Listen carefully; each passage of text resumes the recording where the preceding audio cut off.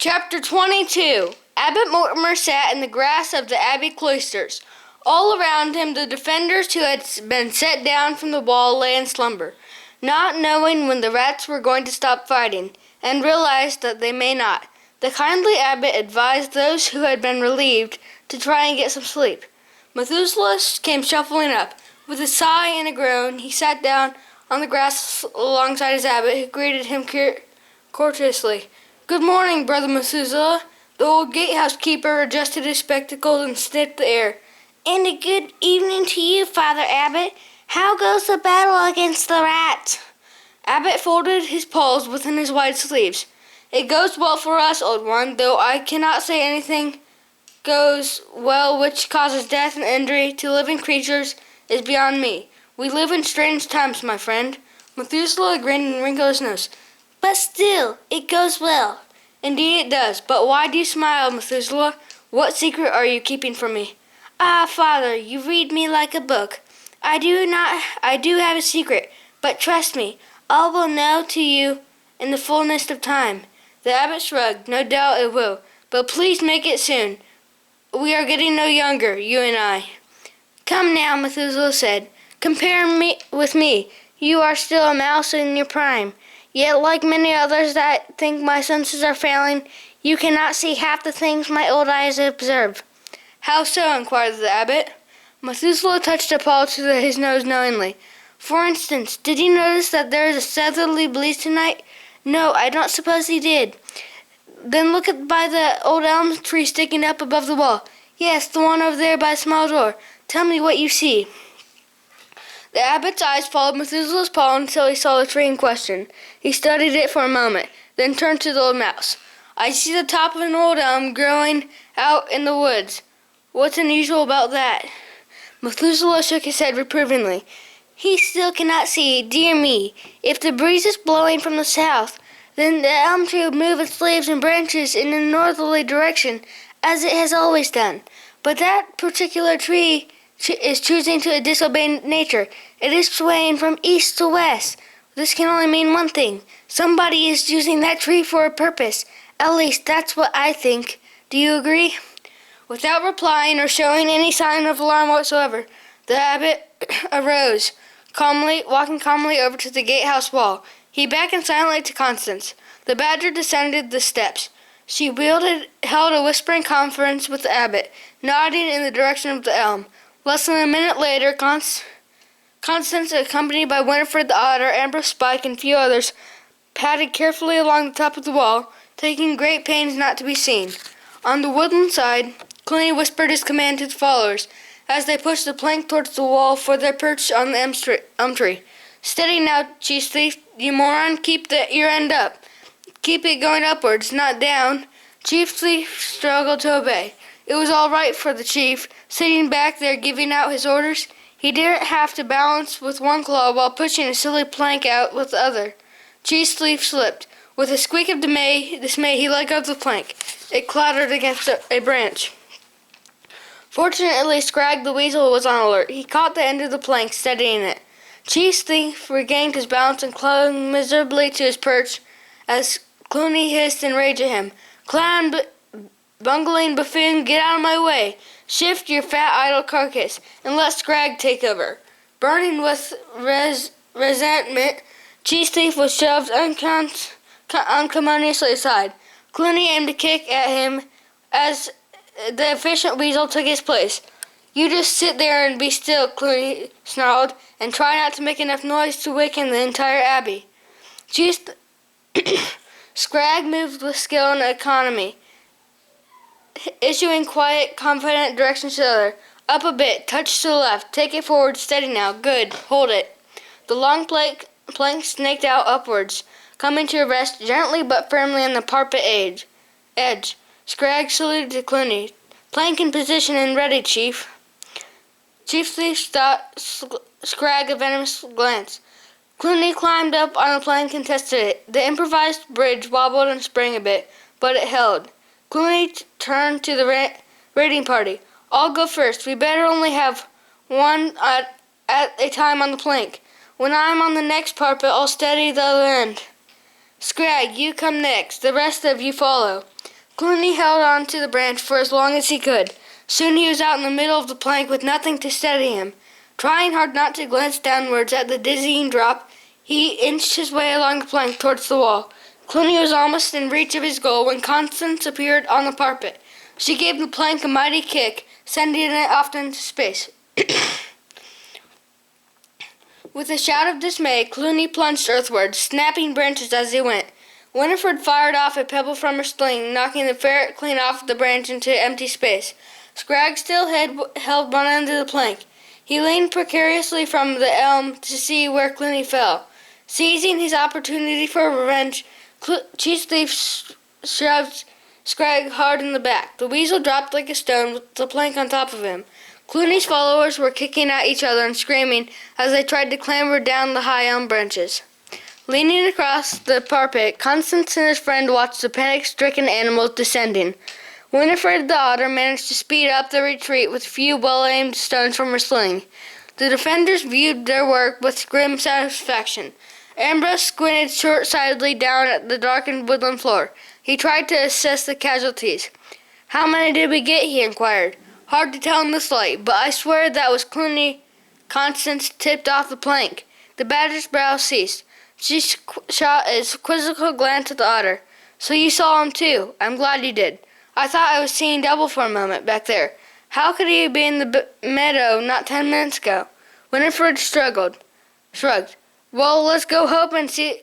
Let's just hope that was Clooney. Personally, I'd like to think that he's lying somewhere down there dead as a doornail." Constance peered downwards. "Difficult to say, really. There's something to be around half a dozen or so laid out there. Can't tell for sure. Too many shadows and darkness. Still, I don't think any creature would survive a fall from that height." "Well, maybe we'd better go and see," shrugged Ambrose Spike. The defenders looked towards Constance. "Maybe not," said the badger thoughtfully. "No, I don't like it. It suddenly strikes me that this could be a diversion tactic to draw us away from the gatehouse wall. If it wasn't Clooney who fell from the plank, all well and good. But if it wasn't, then he's still around front. It won't serve any useful purpose counting dead bodies. Let's go back to the main action." Led by Constance, the defenders filed hurriedly off. Chief Thief slunk cautiously out of the undergrowth. It was safe to move on. Now, the woodlanders had gone from the parapet. Behind him, limping and complaining, came the survivors of the ill-fated raiding party. Chief Thief ignored them as they moved among the bodies of the fallen from the high branches. 4 rats, a ferret, and 1 weasel. 3 of the rats and the ferret were dead. They lay where they had fallen, their limbs in grotesque positions. The survivors immediately pounced upon the bodies of their fallen comrades, plundering weapons and objects of clothing that they had coveted. Chief Thief stood riveted by a single eye. Clooney was alive. Beneath the plank, Scragg stirred and groaned. Amazingly, he too had survived the fall. Chief Thief sprang into action, surprised that Scragg still lived, but fatalizing and accepting that nothing could kill Clooney. "Quick, get the plank over here, you lot. We've got to get the chief out of here." Using the plank as an improvised stretcher, that they carefully lifted Clooney onto it.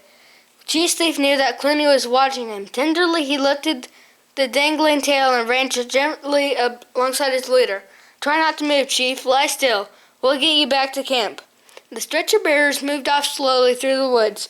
Chief Thief avoided the Clooney's eyes. An idea was taking form in his mind. He sniffed piteously, wiping an imaginary eye from his cheek. "Poor old Scragg, what a good weasel. I think he's still alive. Listen, you lot, carry on and get Chief home safely. I'll double back and see if I can help Scragg." Chief Thief sniggered to himself as the survivors disappeared into the night, carrying Clooney on a plank. Matthias followed the baby squirrel through the bramble and bush. Whenever he tried to communicate, all he received was a nod or a shake of the tiny creature's head. They had been traveling for quite a long time. As the pale fingers of dawn crept across the sky, Matthias was beginning to doubt that his companion knew the way. Then suddenly the little fellow pointed to the east with his paw. In the distance, Matthias could make out the shape of the abbey. There's no place like home," he said thankfully. "What splendid pathfinder you are, my friend." Still sucking his paw, the small squirrel smiled shyly. He took hold of Matthias' tail as they went forwards together, the mouse talking adamantly, the squirrel nodding vigorously. I'll take you to Fire Hugo's kitchen and see that he gives you the nicest breakfast you've ever had. Now what do you say to that? Suck, suck, nod, nod. When Matthias arrived at the wall, he felt like patting the old redstone. He turned to his companion. This is where I live. A noise nearby caused them both to freeze momentarily. It sounded like some creature groaning. Instinctively, Matthias and the squirrel ducked down among the ferns. Consciously, they crept along in the direction of the sound. Silently parting the ferns, they gazed at horror at the dreadful scene at the base of an elm tree. Among the dead creatures, there lay stretched in unnatural attitudes was a badly injured weasel. He was moaning and twitching fitfully.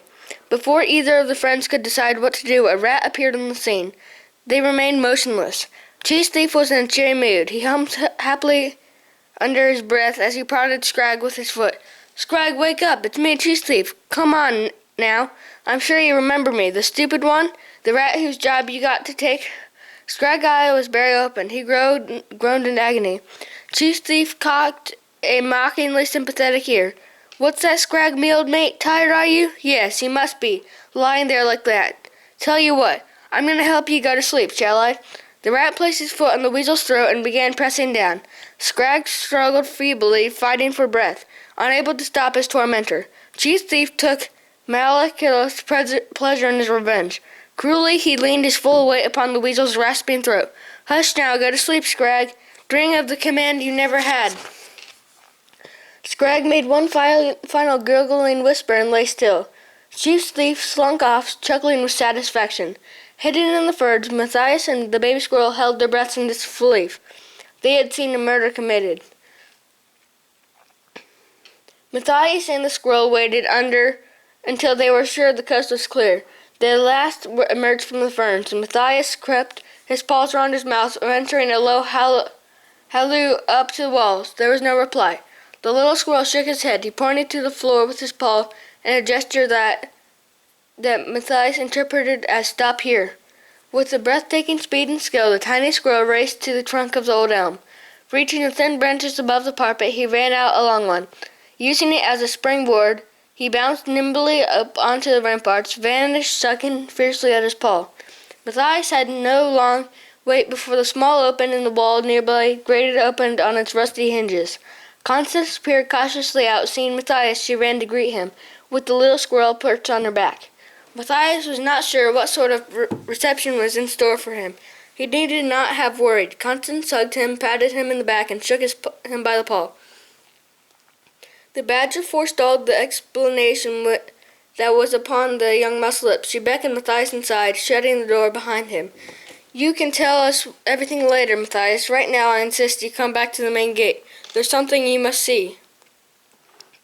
A minute or two later, all four were standing at the gatehouse wall, shoulder to shoulder with countless other defenders. Clooney's horde was retreating back down the road to their camp at St. Ninian's Church. There was wild cheering from the ranks of mice and woodlanders. Clooney had been borne upon the plank in the midst of his army. Redtooth, who was still disguised as the warlords, battle-armed, had draped a blanket over Clooney to hide him and keep up the masquerade. But nobody was fooled. Both of the sides of the wall had heard the tale of the misadventure in all its gory detail. They knew that the strutting rat in armor was not Clooney the Scourge. Redtooth nevertheless strode proudly along. Clooney might not recover. Besides, he reveled the respect that he received. Dressed in such a barbaric finery, he knew that it was only borrowed plumage, but he could always hope that the position might become permanent. On top of the gatehouse ramparts, feeling hot, ran high. The abbot had issued strict orders that no missiles or weaponry be discharged at the enemy in retreat. Amid cheering, there was quite a bit of resentful grumbling. Why not smash Clooney's army once and for all? Now that they were on the run, this was the proper time to consolidate a resounding Redwall victory. But the good Father Abbot would not hear of it. Like a true gentle mouse, he believed in tempering triumph mercy. The involuntary sounds died away in an eerie silence as the rats toiled raggedly off down the road, raising a column of dust in the early dawn. Dispirited and battle-worn, carrying their fallen leader, the maimed and wounded hobbled painfully along in the rear.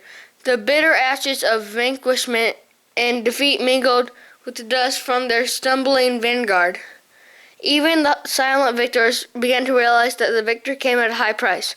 Freshly dug graves and a crowded infantry bore silent witnesses of the reality of war. Matthias felt a gentle paw intertwined with his own. It was Cornflower. Relief showed on her eyes and her voice. "Oh, Matthias, thank goodness you're back and safe. It was dreadful not knowing where you were or what had become of you. I thought you'd never come back." "I'm like an old bad penny. I always come back," whispered Matthias.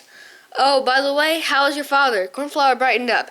"He's made a marvelous recovery. He refused to lie in bed and has been up on the wall helping out. You can't keep a good old field mouse down, my dad always says." Matthias barely had time to bid Cornflower a hasty goodbye before he was ushered off to the abbot's room for an early morning conference. He took his seat and looked around the table. There was Constance, Ambrose, Winifred, Formal, a stool, dipped the abbot, and also his friend the baby squirrel. He stood on the stool, dipping his paw into a bowl of milk and honey, sucking it noisily with enjoyment. "I think that you have been in trouble without Silent Sam here, Matthias," the abbot said. Matthias nodded. "I certainly would, Father Abbot. So what's his name, Silent Sam? Well, he certainly lives up to it." "Indeed he does," replied the abbot. "His mother and father are the old friends of mine. They'll pick up his tracks and be along here later to collect him. Do you know the little chap hasn't spoken since he's been born? I've tried every remedy known to Redwall on him, but none has worked. So he's been named Silent Sam. But don't let that fool you. He knows Mossflower Wood like the back of his paw, don't you, Sam?"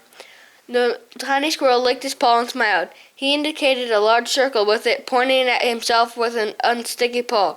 Matthias reached over and shook the paw heartily. "My thanks to you, Silent Sam.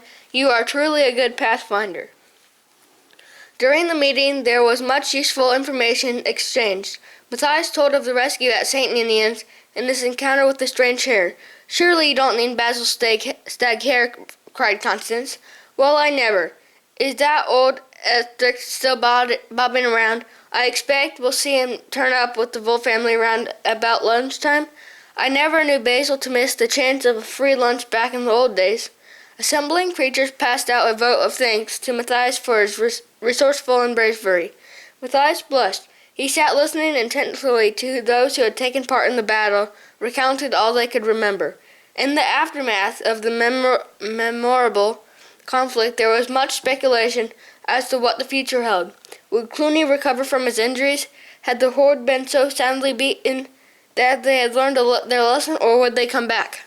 It was the abbot's opinion that Clooney and his rabble would not bother Redwall again. Their leader's injury would doubtless prove fatal. This statement was strongly opposed by the others. Constance was elected to speak for them. "Clooney is still the prime factor," said the Badger. "That rat is physically tougher than we could ever imagine. It was only a matter of time until he recovers sufficiently to attack us again." Constance pounded upon the table with a heavy paw, emphasizing each word. "And make no mistake about it, Clooney the Scourge will attack Redwall again. I stake my life upon it. Think for the moment, if Clooney were to give up the idea of conquering this abbey, he would lose both face and credibility with his army he commands. Furthermore, and most important of all, word would spread across the land that Clooney was not invincible, that he had been beaten by the mice. This would mean the end of Clooney as a legend of terror. As you see, when Clooney recovers, he will be virtually forced to mount a second assault upon Redwall." There was a sober silence among the table. The abbot rose. He arrived at a decision. "So be it. I have listened to your counsel and opinions, my dear and trusted friend. Although I am yearning for peace, I feel that I must base your judgment on your words, which I know to be true. Therefore, my power as abbot and any assistance that I give are yours for asking. It is my wise that Constance, Matthias, Winifred, Ambrose, and Formal take complete command at Redwall in the event of a second invasion. I will concern myself in aiding the injured and feeding the hungry. And now, my friends, I must adjourn this meeting, as I have other matters to attend to. Come, Sam, you must wash those little sticky paws before your parents arrive. Oh, and before I forget, Matthias, brother Methuselah, would like to talk to you. He's in Great Hall.